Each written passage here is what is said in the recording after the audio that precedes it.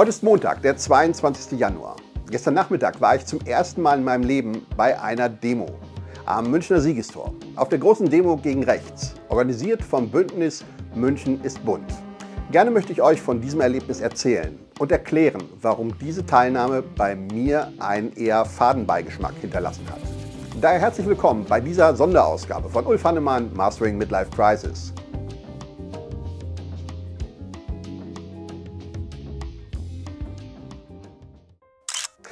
Lasst mich vorab erläutern, wo ich mich politisch bzw. gesellschaftlich verorte. Aus Transparenzgründen halte ich das bei diesem Thema für durchaus angebracht. Ich bin 53 Jahre alt und in Nordrhein-Westfalen aufgewachsen und sozialisiert worden. Seit nunmehr über 20 Jahren lebe ich hier in München. Von Haus aus bin ich Journalist, daher beobachte ich lieber, als dass ich selbst zum Aktivisten werde. Für mich ist das eine Frage des Selbstverständnisses. Aber natürlich bin auch ich ein politischer Mensch mit einer eigenen Meinung, auch wenn ich sie nicht bei jeder Gelegenheit thematisiere. Sympathisiert habe ich in meinem Leben schon mit etlichen Parteien, bzw. deren Repräsentanten. Ich bin ein klassischer Wechselwähler. Mit der CDU fühlte ich mich in den Zeiten von Richard von Weizsäcker verbunden. Meine liberale Ader habe ich bei Baum und Genscher in der FDP festgemacht. In der SPD fühle ich mich verbunden mit geraden Typen wie Helmut Schmidt oder aktuell Boris Pistorius. Mehr allerdings auch nicht, denn die genossige Duzkultur ist mir dann doch eher fremd. Die Grünen waren für mich lange Zeit ein rotes Tuch, zu dogmatisch, zu links. Mit Habeck und Baerbock hat sich das allerdings geändert. Ich respektiere deren ernsthaftes Bemühen, aktuelle Probleme nicht auszusitzen, sondern realpolitisch anzugehen, selbst wenn man dafür manchmal über den eigenen Schatten springen muss, Fehler macht und dann Prügel von allen Seiten bezieht. Ansonsten gilt für mich ganz generell, die AfD ist ein No-Go. Gleiches gilt auch für Linkspartei und Wagenknecht. Geht beides für mich gar nicht, von wegen Russland, Putin und SED-Nachfolge. Grundgesetz, Westbindung, Verbundenheit mit Israel und das transatlantische Bündnis sind für mich nicht verhandelbar. Ansonsten soll jeder nach eigenem Gusto lieben, leben und glücklich werden. Das einfach mal kurz zur Einordnung, damit ihr wisst, aus welcher Ecke mein Einwurf kommt. Lassen wir das einfach mal so stehen, egal ob ihr damit etwas anfangen könnt oder auch nicht. Aus meiner Sicht bin ich in jeglicher Hinsicht bürgerlich und in der Mitte zu verorten. Ein alter weißer Mann, würde man wohl sagen. Irgendetwas zwischen liberal und spießig. Somit also zurück zu meinem ersten Demobesuch. Für mich war das tatsächlich eine Premiere, denn von Haus aus mag ich keine Massenveranstaltungen und es ist mir zuwider, in Sprechchören mit anderen Menschen auf Kommando rumzugrölen. Aber irgendwann ist es an der Zeit, sich aufzuraffen und ganz in der Tradition von Weizsäcker nie wieder zu sagen. Die jüngsten Ereignisse rund um die AfD und deren Pläne für eine Remigration ließen bei mir das Fass überlaufen. Wie bei so vielen anderen. Irgendwann ist das Maß einfach voll, was man einfach nur beobachtend hinnimmt. Genug ist genug, nie wieder ist jetzt. Das waren meine Beweggründe, als ich am Sonntagmittag zur Demo loszog. Ich hatte weder ein Plakat gemalt oder mich irgendwie verkleidet.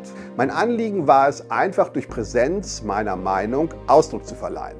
Als ich am Sendlinger Tor die U-Bahn besteigen wollte, stieß ich auf sehr viele andere Menschen, die wohl einen ähnlichen Gedanken hatten. Der Bahnsteig war völlig überfüllt, so dass ich gemeinsam mit vielen anderen zu Fuß über die Sendlinger Straße, Marienplatz und Odeonsplatz in Richtung Siegestor aufbrach. Das Spektrum an Mitdemonstranten, mit denen ich durch die Straßen zog, war vielfältig. Junge Menschen in Designerklamotten gleich neben Teens mit bunten Haaren, die ich als alter Kerl wohl Punks nennen würde. Gleich daneben aber auch ältere, Damen und Herren in Lodenmänteln, die man, lang lebe das Klischee, wohl in Grünwald verorten würde. Sowie ergraute Alt-68er mit Rauschebart.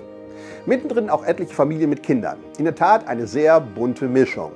Viele selbstgestaltete Plakate ragten in die Höhe. Feinsinnig formulierte Slogans und eher platte Sprüche hielten sich die Waage.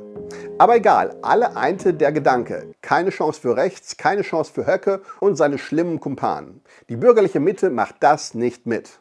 In diesem Sinne fühlte ich mich durchaus wohl in dieser Menge, als ich am Odeonsplatz ankam. Dort warteten bereits etliche andere Demonstranten. Allerdings konnte ich an der Feldherrnhalle nicht so recht zuordnen, wo ich dann nun gelandet war, denn dort demonstrierte offenbar eine ganz andere Gruppe. Ich konnte es aufgrund der Lautstärke nicht so richtig zuordnen, aber offenbar prangerte die Gruppe Unterdrückung von Frauen in einem anderen Land an. Mir kam das seltsam vor, zwei verschiedene Demos in so großer Nähe. Nun gut, dachte ich mir, die Ordnungsbehörden werden wohl schon wissen, was sie da tun. War ja auch eine eher kleine Gruppe. Weiter ging es also in Richtung Universität. Dicht an dicht standen die Menschen und lauschten der Worte, die da aus den Lautsprechern klangen. Wieder konnte ich die Worte nicht so recht zuordnen, denn die Rednerin, die ich da hörte, sprach mit sehr sonorer Stimme über Tierwohl im Speziellen und Allgemeinen. Ich gebe zu, als Erstdemonstrant war ich erneut irritiert. Sollte hier gar noch eine dritte Demo parallel stattfinden? Die Rednerin fand dann aber doch noch einen Dreh von Tierwohl zu Menschenrechten und landete so auch thematisch bei den Rechten und ihren Ideen. Ich fand das erstaunlich, aber gut, dachte ich mir, ist halt ein Bündnis aus sehr unterschiedlichen Vereinigungen, das sich hier zusammenfindet. Nehme ich also mal so hin, auch wenn ich, wie so viele andere, nicht wegen Tierwohl hierher gekommen war. Schließlich war ich vor dem Hauptportal der Uni angekommen. Ein guter Platz, vor allem weil man die Redner trotz der großen Besucherzahl recht gut verstehen konnte. Neben mir standen viele Mitdemonstranten, die Auswahl an Schildern und Plakaten bunt. Unter anderem stand ein Dudelsackbläser neben mir. Slogan: lieber Dudelsack als brauner Sack. Die älteren Herrschaften neben mir fanden das sehr gelungen und schossen ein Erinnerungsfoto. Offenbar waren auch sie, wie ich, Erstbesucher einer Demo. Dann wurde dieser Slogan angestimmt: Ganz München hasst die AfD. Tja, was soll ich sagen? Das kann man natürlich skandieren, aber leider stimmt es ja nicht, wie man auch bei den letzten Wahlen feststellen konnte. Sonst bräuchte es ja auch diese Demonstrationen nicht. Aber dann ertönte die Musik dieser Band, die ich unwissentlich wohl mal als Punkband bezeichnen würde. Was man da so hörte, gab der gesamten Veranstaltung dann aber doch einen völlig anderen Beigeschmack. Da wurde in einem Lied nicht nur gegen die AfD gewettert, sondern auch gleich noch der Kapitalismus als Wurzel allen Übels gebrandmarkt.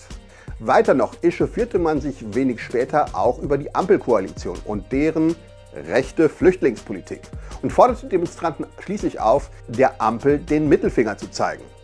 Was zum Teufel sollte das denn nun? Klar kann man auch gegen die Ampel und deren Politik demonstrieren, aber war das hier nicht als Kundgebung für ein buntes München deklariert worden? Also als kleinster gemeinsamer Nenner unterschiedlichster Gesellschaftsgruppen?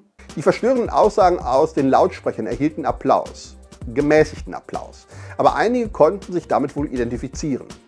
In meiner Ecke, die ich mal als bürgerliche Mitte betiteln würde, schaute man sich dagegen eher fragend an. Wo waren wir hier nur gelandet? Zumal dann auch noch die Internationale intoniert wurde. Ja, was war das denn nun eigentlich hier? Rückblickend räume ich ein, vielleicht hätte ich vorher doch noch einmal schauen sollen, welche Gruppen hier überhaupt eingeladen hatten. Liebe Demo-Organisatoren, es tut mir leid, ihr habt eine große Chance vertan. Die Chance, ein breites Bündnis durch die Mitte der Gesellschaft zu knüpfen. Mathematisch gesprochen ein Bündnis mit kleinsten gemeinsamen Nenner, dafür aber umso stärker und nachhaltiger.